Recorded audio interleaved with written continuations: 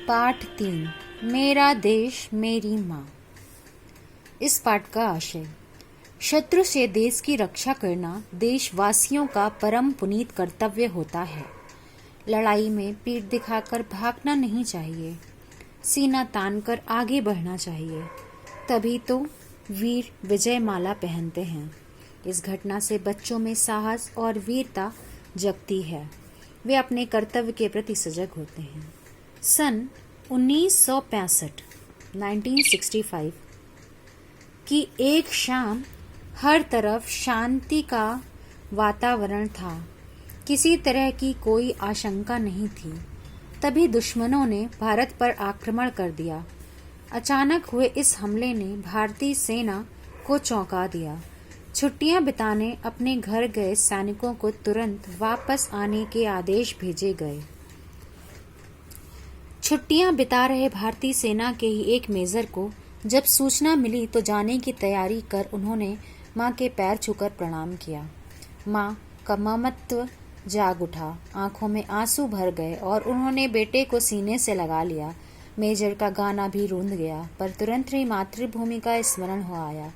युद्ध भूमि को जाते हुए पुत्र के सिर पर हाथ रख आशीर्वाद देते हुए माँ ने कहा, बेटे, इस समय राष्ट्र रक्षा ही प्रत्येक भारतीय का सबसे बड़ा कर्तव्य है।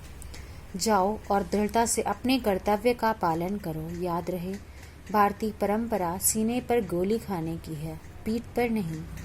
युद्ध भीषण रूप से फैलता जा रहा था। इच्छोगिल नहर का मोर्चा भारतीय सेना के लिए चुनौती की दीवार बना खड़ा था। प्रश्न उठा, इस अभेद दीवार को तोड़ने की जिम्मेदारी कौन निभाएगा? कार्य आसान नहीं था, सीधे मौत के साथ जूझना था, पर वीर कभी मौत के भय से रुके हैं? तुरंत एक वीर ने इसका दायित्व स्वीकार कर लिया। ये गांव से आए हुए वही मेजर थे। मौत की परवाह किए बिना मेजर ने मोर्चा संभाल लिया। वे धीरे धीरे आगे बढ़ने लगे। दिल दहलाने वाली गोलियों का शोर कानों के पर्दों को फाड़ने की कोशिश कर रहा था। मेजर पर देशभक्ति का जोश पूरी तरह छाया हुआ था। मौके का इंतजार किया जाए इतना समय भी नहीं था, इसलिए वे धड़ाधड़ गोलीबारी करते हुए दुश्मन के टैंकों को ध्वस्त करते आगे बढ़ रहे थे। तभी दुश्मन की कई गोलियां एक साथ सनसनाती हुई आईं और मेजर के हाथ व पेट में घुस गईं। मगर भारतीय परंपरा सीने पर गोली खाने की है, पीठ पर नहीं। माँ के शब्द प्रेरणा दे रहे थे। ये चोट की परवाह किए बगैर आगे बढ़ते रहे और गोलियां आकर उनके सीने में घुसती गईं। स्थिति को समझते हुए उनको पीछे हटने का आदेश जारी किया गया, पर मेजर एक कदम रुके नहीं। दुश्मन के सारे टैंकों को ध्वस्त कर विजय श्री को गले लगाकर ही उन्होंने दम लिया।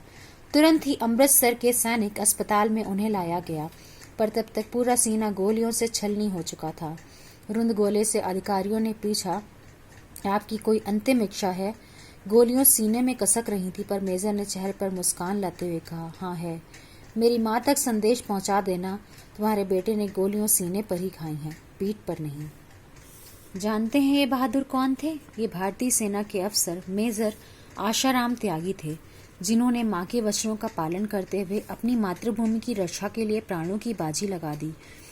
दीपक बुझ गया, पर उसकी अमर ज्योति युगों तक देशभक्तों को राह दिखाती रहेगी।